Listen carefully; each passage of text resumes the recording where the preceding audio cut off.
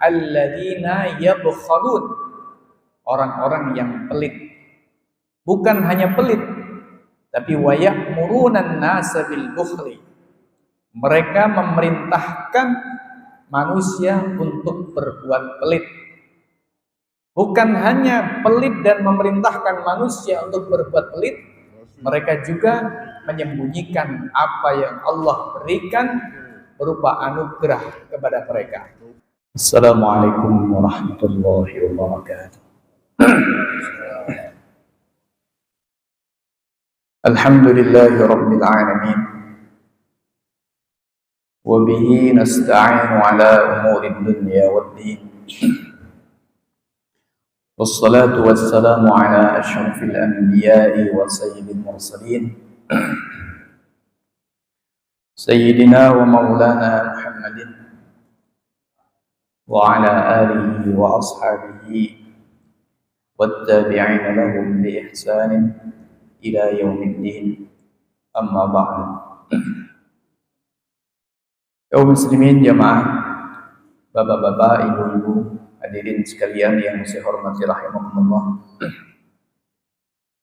Alhamdulillah, puji dan syukur kehadirat Allah Subhanahu wa taala. Pada malam hari ini kita kembali diperkenankan oleh Allah, diberikan kemudahan, diberikan kesempatan dan diberikan kekuatan, sehingga malam hari ini kita kembali bisa bersama-sama bermajelis, sama-sama mengkaji,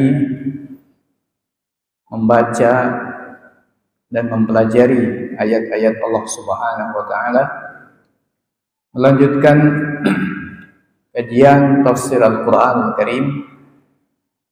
Malam hari ini kita insyaallah akan mengkaji Quran surat An-Nisa, masuk pada ayat yang ke-37. A'udzu billahi minasy syaithanir rajim. Bismillahirrahmanirrahim. Alladzina yabkhaluna wa ya'muruna an-nasa bil bukhli wa yaktumuna ma atahumullahu min fadlihi وَأَعْتَدْنَا لِلْكَافِرِينَ عَذَابًا مُهِينًا وَالَّذِينَ يُنْفِقُونَ أَمْوَالَهُمْ رِئَاءَ النَّاسِ وَلَا يُؤْمِنُونَ بِاللَّهِ وَلَا بِالْيَوْمِ الْآخِرِ وَمَنْ يَكُنِ الشَّيْطَانُ لَهُ قَرِينًا فَسَاءَ قَرِينًا وَمَاذَا عَلَيْهِمْ لَوْ آمَنُوا بِاللَّهِ وَالْيَوْمِ الْآخِرِ وَأَنفَقُوا مِمَّا رَزَقَهُمُ اللَّهُ وَكَانَ اللَّهُ بِهِمْ عَلِيمًا. اللهم ارحمنا بالقرآن. الَّذِينَ يَبْخَلُونَ, orang-orang yang bakhil, pelit. Alladzina yabkhaluna, orang-orang yang bakhil atau pelit. Wa ya'muruna an-nasa bil bukhli, dan memerintahkan manusia untuk berbuat pelit. Wa yaktumuna ma atahumullahu min fadlihi, wa yaktumuna, dan mereka menyembunyikan ma atahumullah, apa yang Allah berikan kepada mereka, min fadlihi, dari anugerahnya Allah. Wa a'tadna lil kafirina 'adzaban muhina. Wa a'tadna, dan telah kami siapkan, lil kafirina, bagi orang-orang kafir, azabam muhina, azab yang menghinakan. Walladzina yunfiquna amwalahum, dan orang-orang yang menginfakkan, maknanya memberikan, mendermakan, amwalahum, harta mereka, ria'an nasi, karena pamer kepada manusia. Karena riya, ingin mendapatkan pujian, ingin mendapatkan tempat di hati manusia. Wala yu'minuna billahi wala bil yaumil akhir, dan mereka tidak beriman kepada Allah wala bil yaumil akhir, dan tidak pula beriman kepada hari akhir. Wa may yakunish syaitanu lahu qarina, dan barang siapa setan menjadi teman baginya, menjadi qarin, maknanya yang menyertai dia, yang membarengi dia, menyertai dia, membersamai dia, fasa'a qarina, maka seburuk-buruk sebagai teman, seburuk-buruknya teman. Wa madza 'alaihim, dan apa yang akan membuat mereka rugi, lau amanu billahi, seandainya mereka beriman kepada Allah, wal yaumil akhiri, dan kepada hari akhir, wa anfaqu mimma razaqahumullah, dan mereka menginfakkan, mendermakan, mimma razaqahumullah, dari apa yang Allah berikan, rizkikan kepada mereka. Wa kana Allahu bihim alima, dan Allah adalah Zat yang maha mengetahui terhadap mereka. Kaum muslimin jamaah, Bapak Ibu yang saya hormati rahimakumullah, 3 ayat, ayat 37, 38 dan 39 dari Quran surat Ali Imran ini berbicara tentang golongan manusia yang memiliki sifat yang dicela oleh Allah Subhanahu wa taala, sifat yang buruk. Yang pertama disebut oleh Allah Subhanahu wa taala, alladzina yabkhalun, orang-orang yang pelit. Bukan hanya pelit, tapi wa ya'murunan nasa bil bukhli, mereka memerintahkan manusia untuk berbuat pelit. Bukan hanya pelit dan memerintahkan manusia untuk berbuat pelit, mereka juga menyembunyikan apa yang Allah berikan berupa anugerah kepada mereka. Kemudian golongan yang kedua, apa yang disebut oleh Allah Subhanahu wa taala sebagai golongan orang yang menginfakkan harta mereka, mendermakan harta mereka, seolah mereka dermawan, seolah mereka murah hati, akan tetapi mereka menginfakkan, mendermakan harta mereka karena mencari pujian manusia, mencari kedudukan di hadapan manusia, pamer untuk manusia, dan mereka tidak beriman kepada Allah dan hari akhir. Kaum muslimin jamaah, Bapak Ibu yang saya hormati rahimakumullah. Jadi ini adalah 2 golongan manusia yang di dalamnya ada sifat-sifat yang sangat buruk yang dicela oleh Allah Subhanahu wa taala.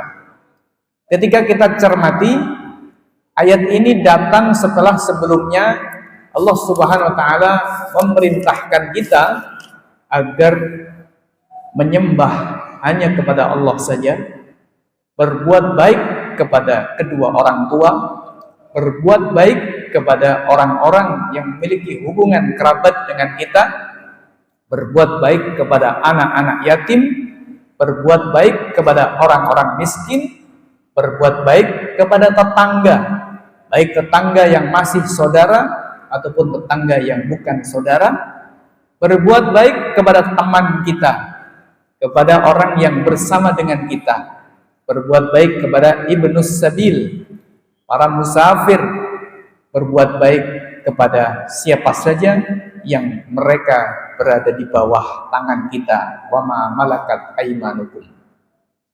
Di penutupan ayat yang ke-36 Allah Subhanahu wa taala mengatakan, innallaha la yuhibbu man kana mukhtalan fakhura. Allah membenci Allah tidak menyukai, maknanya Allah membenci orang yang sombong lagi membanggakan dirinya. Nah, ketika kita renungkan ayat yang ke-36 berkaitan dengan perintah Allah agar kita tidak menyekutukan Allah dan hanya menyembah kepada Allah, lalu kita berbuat baik kepada kedua orang tua dan seterusnya, yang mencakup perintah untuk infak, perintah untuk berderma kepada orang miskin, kepada anak yatim, kepada tetangga, kepada teman, kepada ibnu sabil.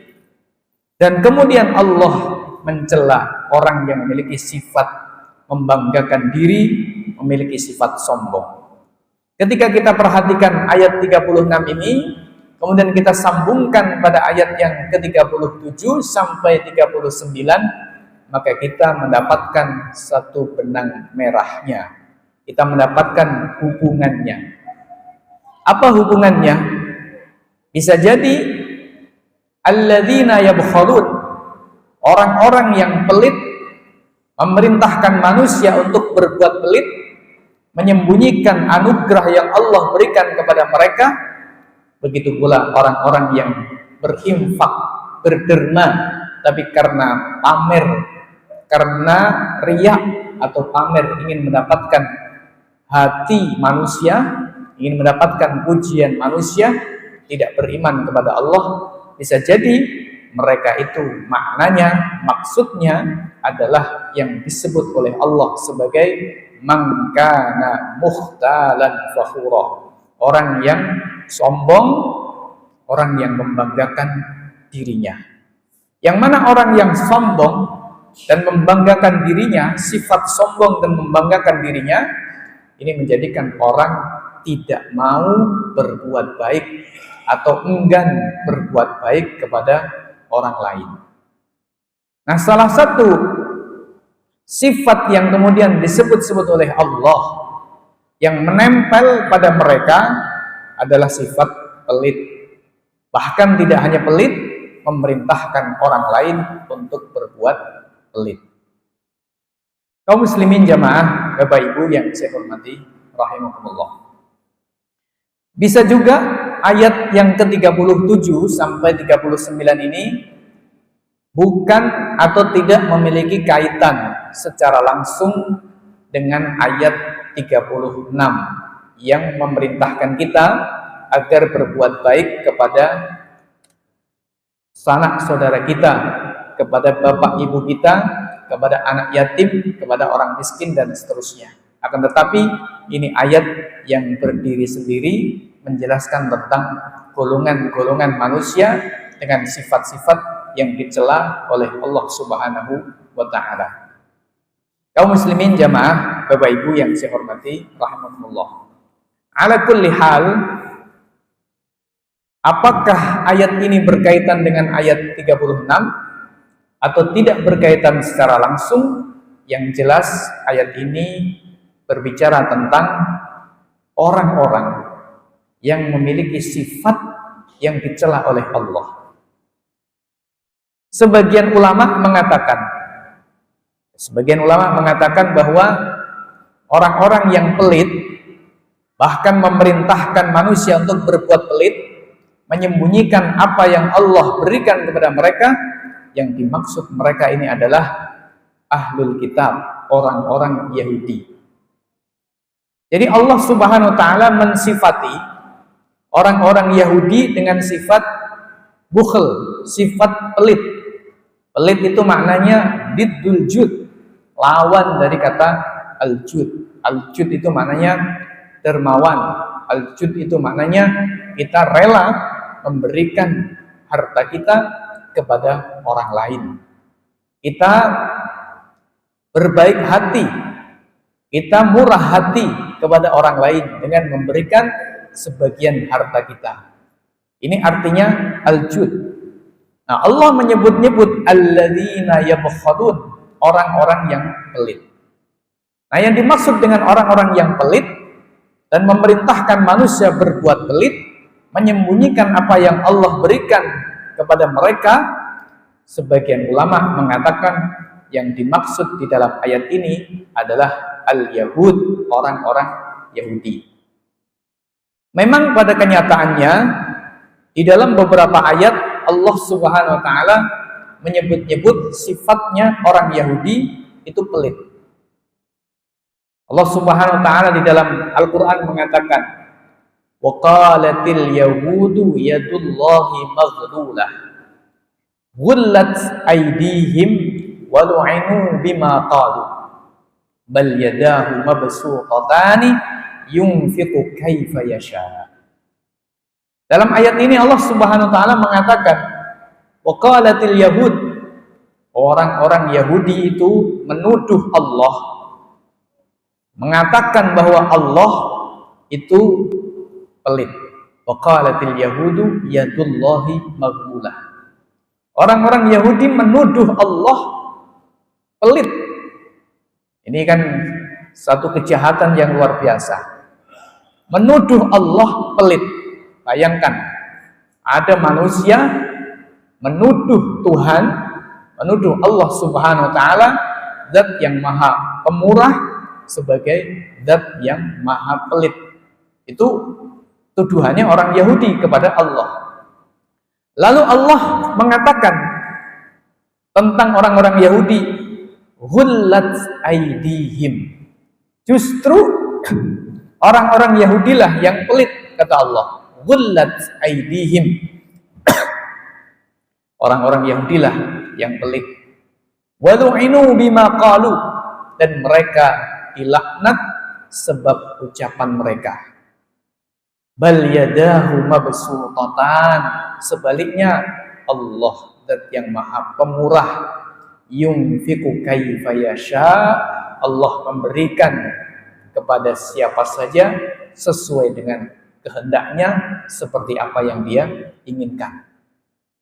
Jadi Bapak Ibu yang saya hormati rahmatullah, di dalam ayat yang kita baca tadi, wa qalatil yahudu yadullahi maghlulah, Allah menyebut-nyebut orang Yahudi itu adalah orang yang sangat pelit sekali. Begitu maknanya. Nah, di dalam ayat ini Allah mengatakan alladzina yabkhalun, orang-orang yang pelit. Jadi berarti salah satu sifat yang dicela oleh Allah dari orang-orang Yahudi adalah pelit. Nah, pertanyaannya, pelit itu lahirnya dari mana? Kok ada sifat pelit? Kalau ada manusia pelit, itu kenapa? Apa sebabnya? Maka salah satu sebab manusia pelit adalah hirsuhu alal hayat, hirsuhu alal mal. Karena manusia itu begitu cinta kepada hidup, begitu cinta kepada harta.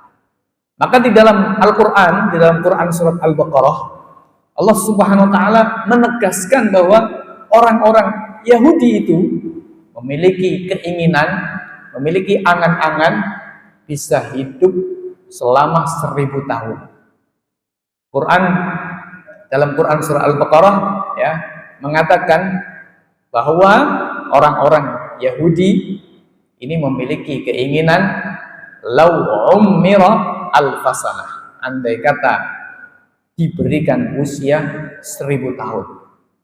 Jadi maknanya orang-orang Yahudi ini hubbul hayah, sangat mencintai kehidupan, pengennya hidup. Dan ini kalau kita lihat sekarang apa yang terjadi di Palestina, mereka sebenarnya orang-orang Yahudi itu adalah orang-orang yang sangat penakut, jubana. Tidak ada ceritanya mereka berani berhadap-hadapan perang melawan kaum muslimin. Begitu diceritakan oleh Quran, disampaikan oleh Quran di dalam banyak ayat. Dan kita melihat sekarang yang terjadi di Palestina, mereka hanya mengandalkan senjata-senjata jarak jauh, rudal, roket, dan sejenisnya. Tapi kalau kemudian turun di lapangan, mereka pakai pampers. Mereka penakut semuanya. Nah, kaum muslimin jamaah Bapak Ibu yang saya hormati rahimahullah. Nah, sifat jubn, penakut, sifat al-hub, ya, hubbud dunya, sifat al-hirsu alal hayah, begitu kepingin hidup takut mati, ini yang salah satu yang menyebabkan manusia pelit. Karena itu maka kalau kita punya sifat pelit, maka kita coba lihat, kenapa saya kok pelit? Maka jawabannya salah satunya adalah karena saya terlalu mencintai harta ini. Seolah-olah harta ini bisa membuat saya abadi, bisa membuat saya terus hidup. Maka kita pelit untuk memberikan harta. Tapi kalau kita tidak terlalu cinta terhadap harta, dan kita faham bahwa harta ini adalah titipan dari Allah untuk kita gunakan sebagai sebuah sarana, kita gunakan sebagai kendaraan, kita gunakan sebagai wasilah untuk menuju ridha Allah Subhanahu wa taala, maka kita tidak akan pelit untuk mengeluarkan harta kita sesuai dengan ketentuan dan cara-cara yang ditetapkan oleh Allah Subhanahu wa taala. Kaum muslimin jamaah, Bapak Ibu yang saya hormati rahimakumullah. Nah, pelit ini memiliki tingkatan-tingkatan. Ada tingkatan yang sangat parah, ada tingkatan sedang, ada tingkatan ringan. Nah, tingkatan yang paling parah ini tidak terjadi pada orang mukmin. Tidak terjadi pada orang yang beriman kepada Allah. Ya, tidak terjadi pada orang yang beriman kepada Allah. Dan inilah yang terjadi pada orang Yahudi.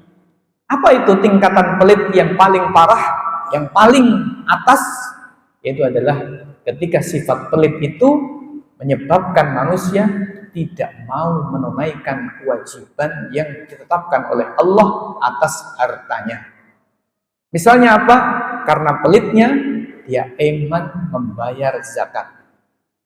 Dia eman membayar zakat. Kalau misalnya saya punya uang 2 miliar, maka zakat saya 2,5% dari 2 miliar. Kalau saya hitung-hitung, besar juga ini.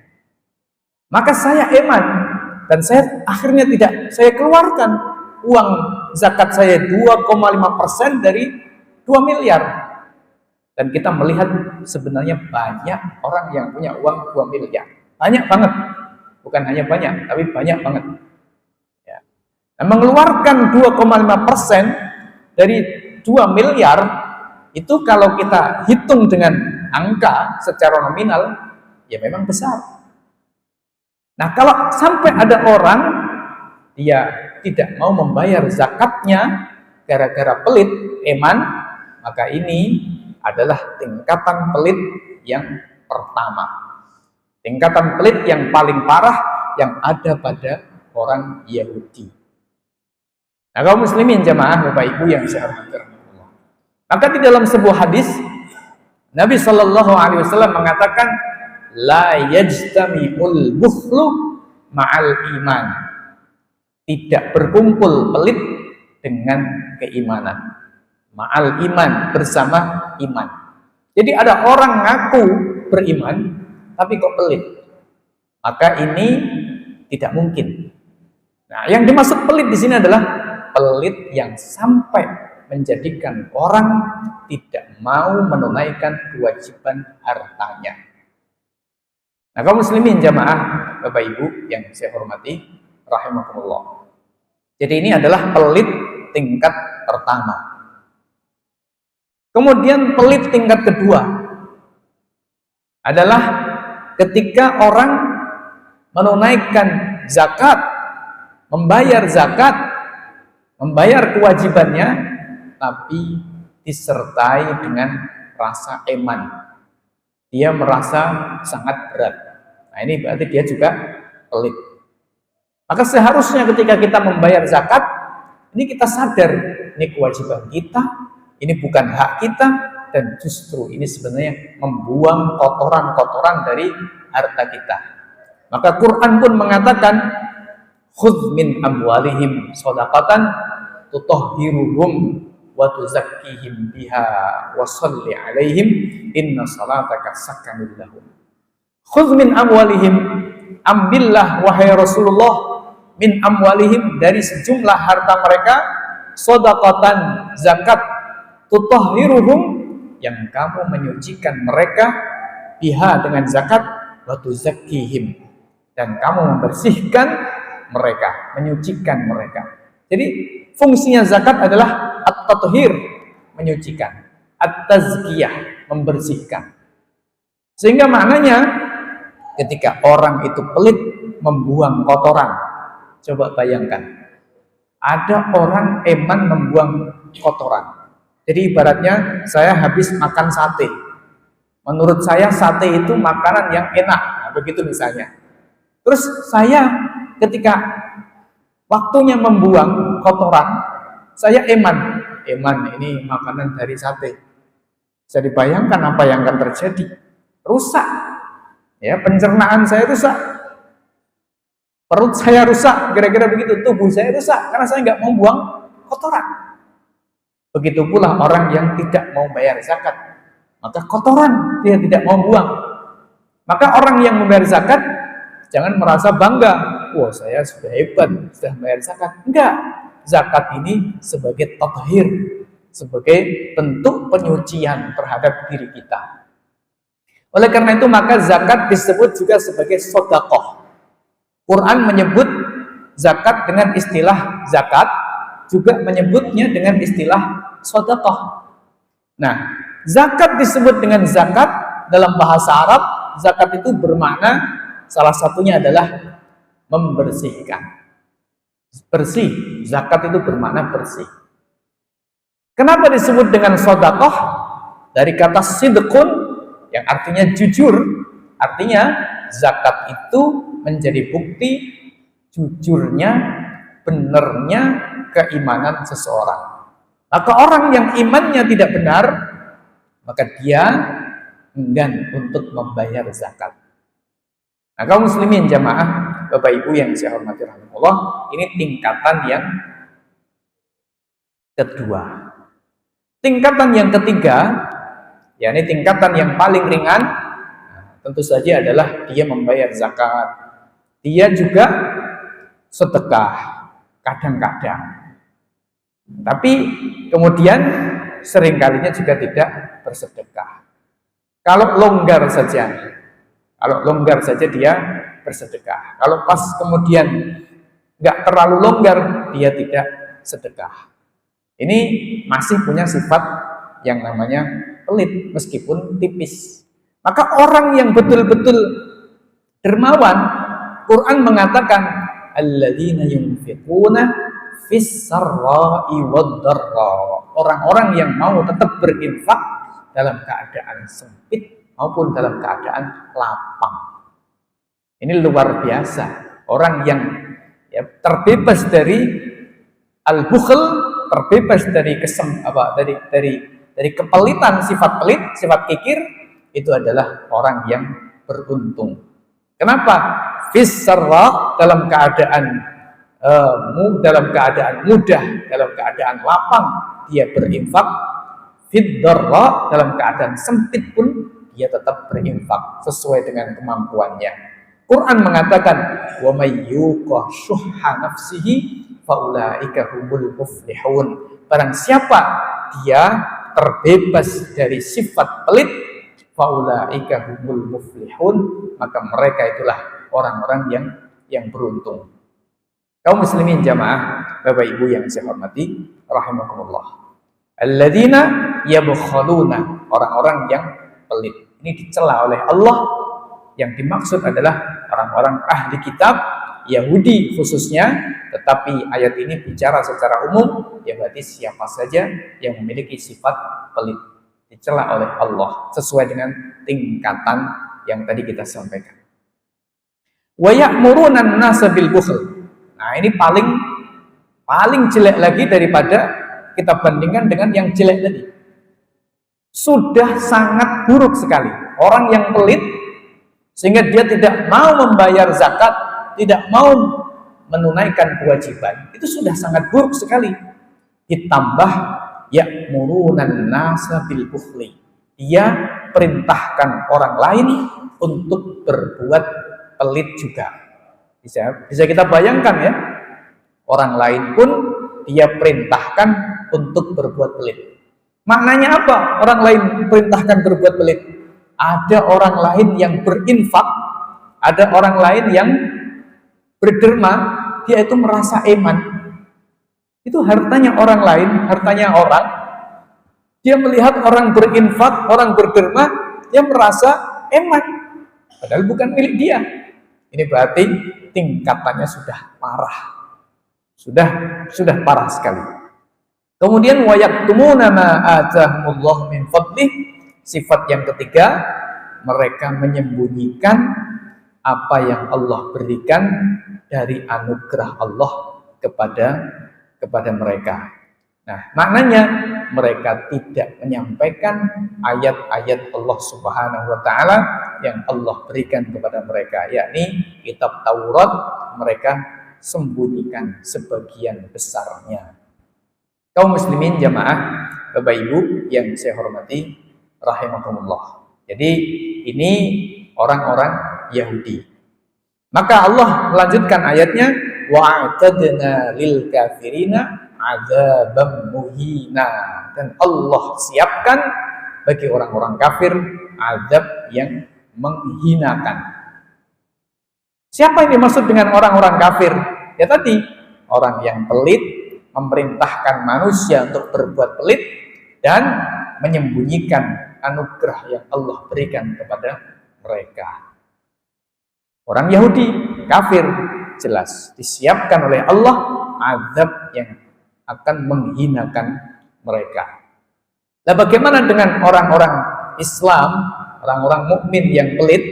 Maka tentu saja kalau pelitnya sampai dia tidak mau bayar zakat, maka jelas disiapkan oleh Allah azab yang sangat pedih bagi dia. Kalau pelitnya tidak sampai menghalangi dia untuk membayar zakat, tetapi dia tidak mau sedekah misalnya, kewajiban-kewajiban ditunaikan, tapi kemudian sunnahnya tidak ditunaikan, tentu ya tidak berdosa, ya, tidak disiapkan azab bagi mereka. Hanya saja tetap sebagai sifat yang tercela. Di dalam ayat ini Allah mengatakan azabam muhina, azab yang menghinakan. Jadi di dalam Quran itu Allah Subhanahu wa taala kadang-kadang mensifati azabnya dengan aliman, azab yang menyakitkan, yang sangat pedih. Kadang-kadang Allah mensifatinya azaban azima, azab yang sangat besar. Kadang-kadang Allah mensifatinya azaban muhina, azab yang menghinakan. Nah, kadang-kadang disampaikan dua-duanya, ya, besar sekaligus menghinakan. Nah, kenapa kemudian dikatakan muhina, menghinakan? Karena begini, orang-orang yang pelit, orang-orang yang pelit dengan hartanya, padahal mereka kaya. Ini di dunia mereka merasa mulia. Dengan hartanya mereka merasa besar, mereka merasa mulia, merasa hebat. Tadi ada kesombongan di dalam diri mereka. Karena memang Bapak Ibu yang saya hormati rahmatullah, salah satu sifat yang biasanya melekat pada orang kaya itu apa? Sombong. Orang Jawa nyebutnya kemelinti. Begitu. Itu salah satu sifat yang sering, ya, bukan tidak pernah, tapi sering melekat pada orang kaya, yaitu apa? Sombong. Itu kita buktikan, kita jumpai di dalam kehidupan kita. Sombong. Salah satu wujud sombongnya apa? Nggak harus ngomong aku ki paling sugih, nggak harus begitu. Ketika dia misalnya duduk menghindar dari orang miskin, itu sudah sombong. Jadi kalau misalnya kita ke masjid, misalnya saya kaya, misalnya saya jadi orang kaya ke masjid, di sini ada kosong, di sini ada kosong, di sini ada kosong. Tapi yang kosong sini kebetulan itu orang miskin. Nah, saya pilih yang sini saja. Kebetulan sama-sama kaya. Ini menunjukkan saya sombong. Sampai duduk bersama orang miskin pun saya nggak mau. Itu berarti menunjukkan kalau saya itu sombong. Maka Nabi Shallallahu Alaihi Wasallam pun mewanti-wanti bahwa kalau ada orang mengadakan walimah resepsi pernikahan atau walimah makan-makan yang lain, kok yang diundang itu cuma orang kaya saja, maka Nabi menyebutnya sebagai syarrut ta'am, seburuk-buruknya makanan. Jadi kalau ada pesta yang di situ diundang hanya orang kaya saja, gak ada orang miskin, berarti ini orang kayanya atau yang ngundang walimahan ini orang yang sombong. Kenapa? Karena tidak mau ngundang orang miskin, hanya orang-orang kaya saja yang diundang, orang-orang terhormat menurut manusia yang diundang. Berarti ada kesombongan pada orang yang mengundang. Maka Nabi Shallallahu Alaihi Wasallam menyebutnya sebagai syarrut ta'am, seburuk-buruknya makanan.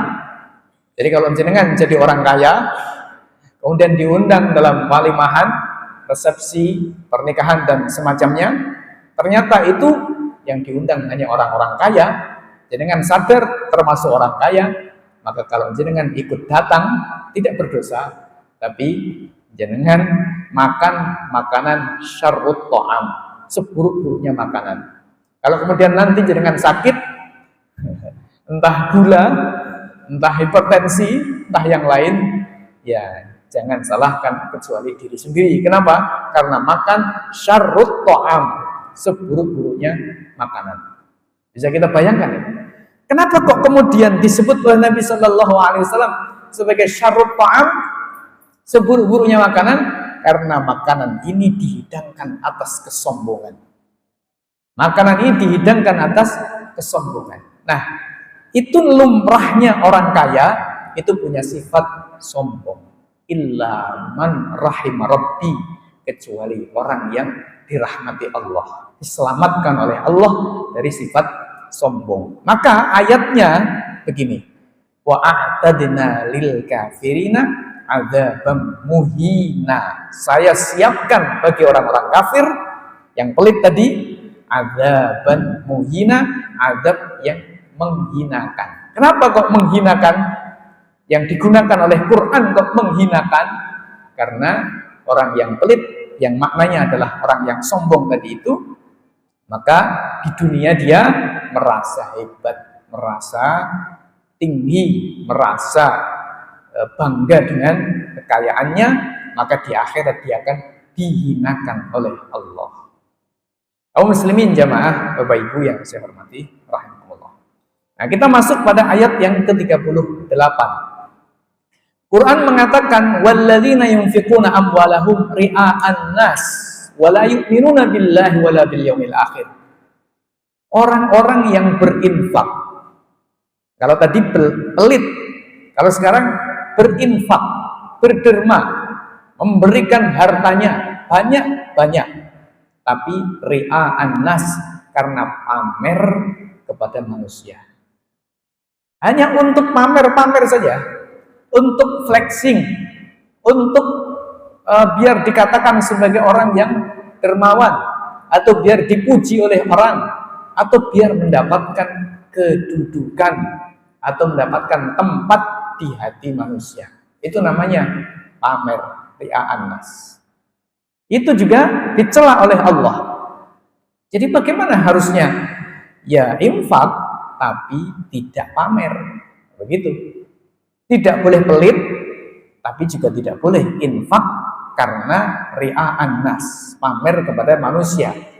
Wala yu'minuna billahi wal yaumil akhir, dan mereka tidak beriman kepada Allah dan hari akhir. Siapa yang dimaksud oleh Allah di dalam ayat ini? Ayat 38, Quran mengatakan seperti ini.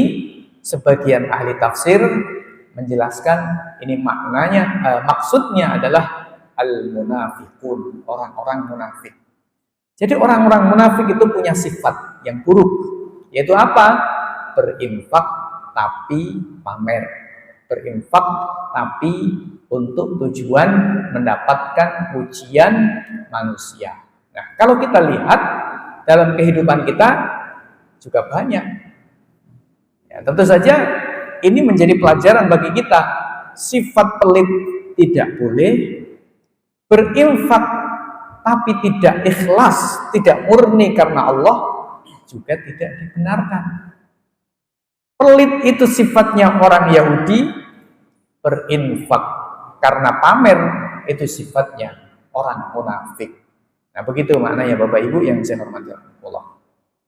Walladzina yunfiquna amwalahum ria'an nasi wala yu'minuna billahi wal yawmil akhir. Jadi seolah-olah kalau kita sambungkan dengan ayat yang ke-36, maknanya kita diperintahkan oleh Allah untuk berbuat baik kepada orang tua, kepada sanak saudara, kepada tetangga, kepada orang miskin, kepada anak yatim, kepada teman kita, kepada ibnu sabil, kepada orang-orang yang ada di bawah kekuasaan kita. Maknanya bagaimana? Jangan pelit kepada mereka, tapi kalau berinfak ya jangan karena pamer. Begitu maknanya. Kaum muslimin jamaah, Bapak Ibu yang saya hormati rahmatullah. Wa may yakunis syaitanu lahu qarinan fasa'a qarina. Nah, di penutupan ayat 38 Allah Subhanahu wa taala mengatakan, barang siapa temannya adalah setan, maka setan itu adalah seburuk-buruknya teman. Jadi barang siapa temannya itu setan, maka dia pasti celaka. Ya, karena setan itu tidak mungkin mengajak kecuali kepada keburukan. Berarti setan itu adalah sa'aqorina, seburuk-buruknya teman. Kalau kita perhatikan berarti maknanya orang-orang yang berinfak tapi disertai dengan rasa pamer untuk mendapatkan nama di kalangan manusia bukan karena Allah, itu termasuk orang yang disesatkan oleh setan, termasuk orang yang menjadi temannya setan. Begitu maknanya. Karena Allah Subhanahu wa taala mengatakan wa may yakunis syaitanu lahu qarina fasa'a qarina. Siapa yang berinfak karena pamer kepada manusia, berarti dia adalah temannya setan. Kalau temannya setan, dia berarti celaka. Karena setan adalah seburuk-buruknya teman. Dia tidak mungkin mengajak manusia kecuali kepada keburukan. Maka Allah Subhanahu wa taala melanjutkan dalam ayat yang ke-39 agar kita berikhlas. Kita tidak pelit dan kita ikhlas. Allah mengatakan wa madza alaihim, apa sebenarnya kerugian mereka seandainya mereka mau beriman kepada Allah dan hari akhir dan berinfak dari apa yang Allah rizkikan kepada mereka, maknanya tidak pelit dan infaknya ikhlas karena Allah. Apa? Jadi Allah mengajak mereka berpikir, kira-kira kerugian apa yang akan mereka dapatkan kalau mereka beriman kepada Allah? Ruginya apa beriman kepada Allah? Ruginya apa berinfak dengan ikhlas? Ruginya apa? Tidak ada. Begitu maknanya. Kaum muslimin jamaah Bapak Ibu yang saya hormati rahimakumullah. Lalu kenapa manusia itu kok pelit seperti itu? Atau kalau kemudian tidak pelit berinfak tapi karena pamer, seolah-olah Allah SWT mengatakan seperti itu kepada mereka. Jadi maknanya berimanlah kepada Allah, jangan pelit, infakkanlah harta kalian dan disertai dengan ikhlas, bukan karena pamer kepada manusia. Wa kana Allahu bihim alima, dan Allah zat yang maha mengetahui terhadap mereka. Maknanya mengetahui, Allah akan memintai pertanggungjawaban terhadap mereka. Allah akan memberikan balasan atas mereka. Kebaikan mereka atau keburukan mereka akan dibalas oleh Allah Subhanahu wa ta'ala. Demikian Bapak Ibu yang saya hormati rahmatullah, yang bisa kita sampaikan pada malam hari ini. Mudah-mudahan ada manfaatnya. Kurang lebihnya saya mohon maaf yang sebesar-besarnya. Kita akhiri. Subhanallah wa bihamdika asyhadu an la ilaha illa anta astaghfiruka wa atubu ilaik. Assalamualaikum warahmatullahi wabarakatuh.